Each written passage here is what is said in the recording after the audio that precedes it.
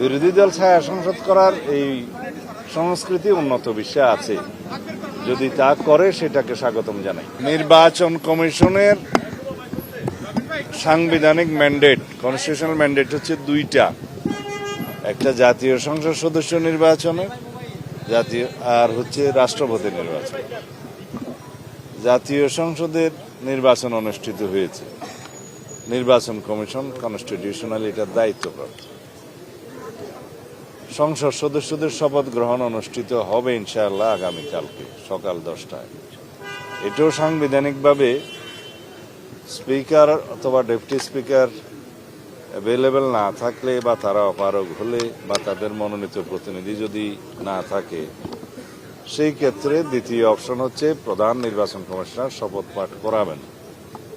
সেই হিসেবে আগামীকালকে সকাল 10টায় জাতীয় সংসদের নির্বাচিত সদস্যদের শপথ গ্রহণ অনুষ্ঠিত হবে। এইটা প্রধান নির্বাচন কমিশনের সাংবিধানিক এখতিয়ার আছে।